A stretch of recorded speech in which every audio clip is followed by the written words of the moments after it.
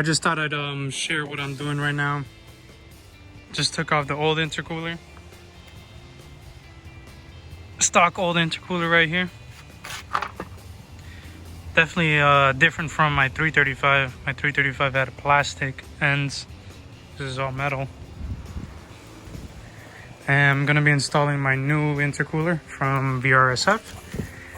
They make 5 series intercoolers. I'm gonna take this off.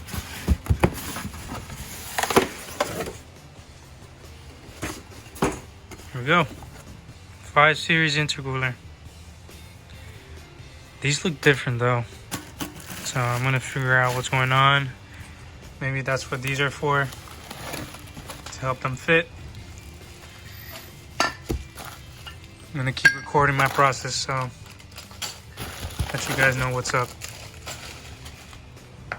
So here we got the stock one.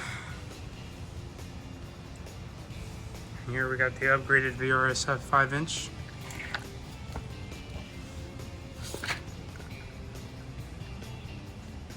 See what we got going on here.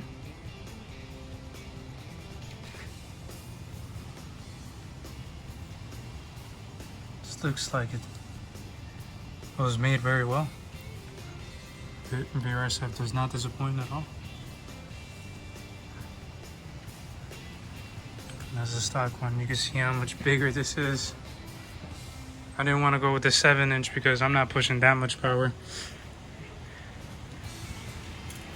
Show you an update. I got some inlets installed. Last time I went on the dyno, I was making 390 wheel without inlets, so hopefully with the inlets and the intercooler I'll be making a bit more power. So my next step with the intercooler, I took this off. This is the lower charge pipe, I think that's what it's called, and it connects to the charge pipe that goes to your throttle body. And this is what Vrsf gave me. That gave me an elbow with some silicone that connects to, I think, if you're facing the car, it's gonna be to your right. Something similar, and I'm gonna have to, something similar to that would be, oh, maybe I might just reuse this. Who knows? Yeah, this is what I'm connecting to the intercooler, and this is what I'm probably gonna reuse this to connect it back into my charge pipe. So to get the bumper off, I took off 3 8mm bolts that connect onto a bracket. There was a bunch of T30s that go right on top of the radiator support, and there's gonna be a metal covering over this. You have access to the ones in the front near the kidney grill on top of the radiator support, but you got to remove the metal sheet that's on top that holds your you know, where your hood closes and clings on and hooks onto the latch. But you're going to want to remove that because this bolt under here on both sides is being covered by that, so you're going to want to remove that. There's some more 8mm under here. There's one right there, one right here, and repeating on the other side. There's gonna be 2, so like 4 in total. And repeating the process on this side too. There's gonna be some 8mm that are holding the bumper here, and here is where the fender liner goes on both sides. It's where the fender liner goes. There's gonna be some 8mm there too. And yeah, pulling out the bumper, it's a quick process. I didn't take off the wheels. I just simply turned the wheels to one side and then to the other side to get more access to the fender liner. And with doing that, you could pull the fender liner back and have enough access to reach these bolts up here. So with installing the intercooler, I had to make quite a few adjustments to do so. That's the intercooler on. I've already done a few test runs and no boots No silicone boots have popped off or anything. Here with the radiator support, there is some plastic that comes down here. I had to cut all that off to give this access to go through. Do that on both sides. So yeah, there is some trimming necessary, not to the bumper, but to the radiator support. I had to cut that off here. As well on this side, as you can see, the raw edges, I cut them off. And I don't know if I could get a view of it, but the fan shroud as well. I had to cut some of the fan shroud out. Don't know if you can see it from here. That's it right there, that's the fan shroud. I had to cut it out, give more clearance for the intercooler to go through. See if we get something here. This side, there you go. That's part of the fan shroud that I cut off as well. So with the supplies that they give you, Vrsf, it is you gotta make it work, you know. This silicone boot, this I already had on my charge pipe. I just decided to reuse it. I didn't see any way possible with the supplies that they gave me that this could connect from my charge pipe to the lower charge pipe. That lower charge pipe was supplied by Vrsf, and they gave you clamps as well.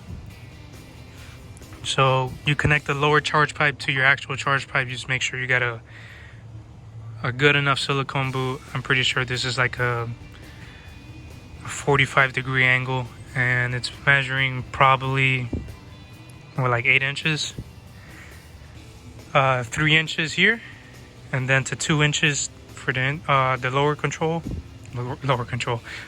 charge pipe, and then 3 inches to the regular charge pipe. Coming down, that's the new pipe that Vrsf supplies. When it comes down, it connects to another silicone boot that they supply.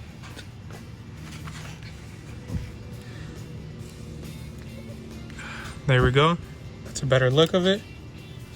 So that's the lower charge pipe up there, the silicone boot that they supply. This looks like another 45-degree angle, and connects to the intercooler to the lower charge pipe. To make this fit, to make this happen, I had to do the trimming, like I said, to the lower radiator support and to the fan shroud. On this side, to where it goes towards the turbo, on the inlet side, again they supply another silicone boot, as you can see here. With that silicone boot,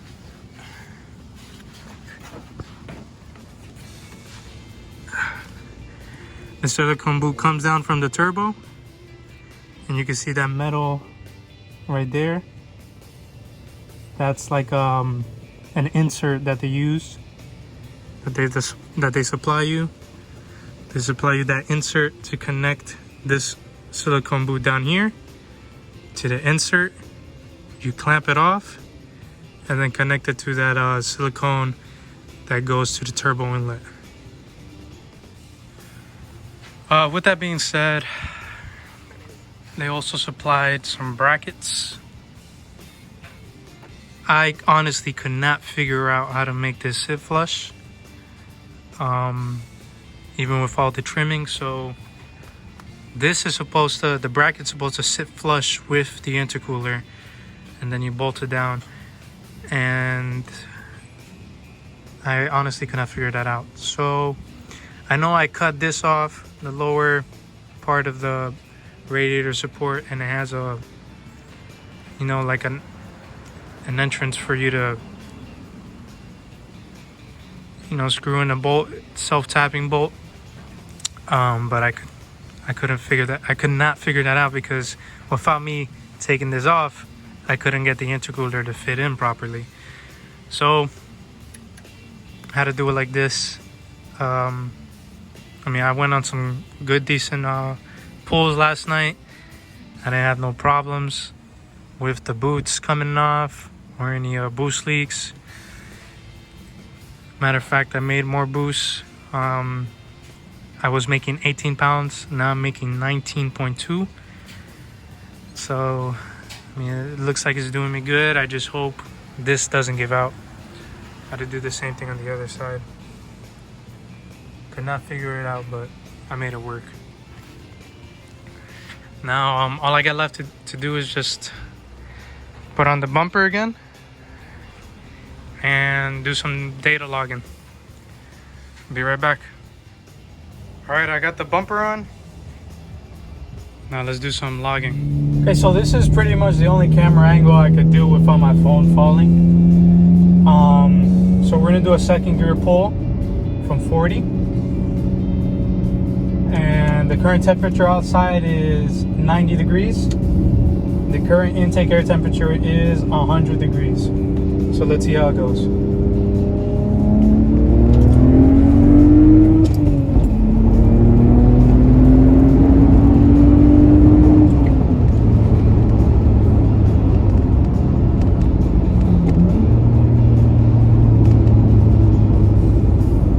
So that was a decent pull right there. And right now we're at 106 degrees.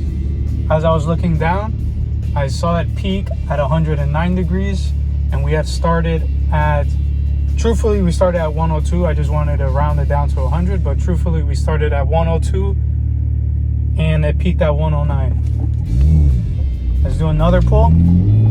See how consistent this is. Again from 40. Right now we're at 104.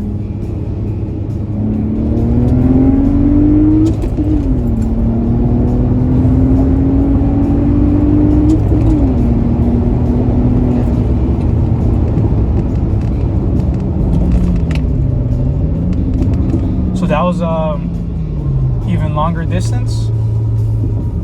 We started off at 104 and we peaked at 114. So about a 10-degree increase, which is actually way better than my stock intercooler, as I had a 80-degree increase. We're gonna go for one more round, just trying to see the consistency of this. Okay, round 3, second gear 40, still 90 degrees outside, 106 degrees is the current intake air temperature.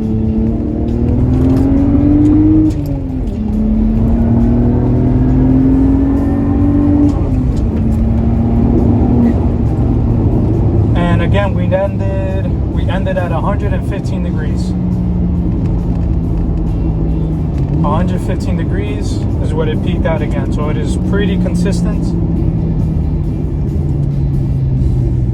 Increases from about 10 degrees of what it normally started. Let's try one more pull right here. Started off at 111.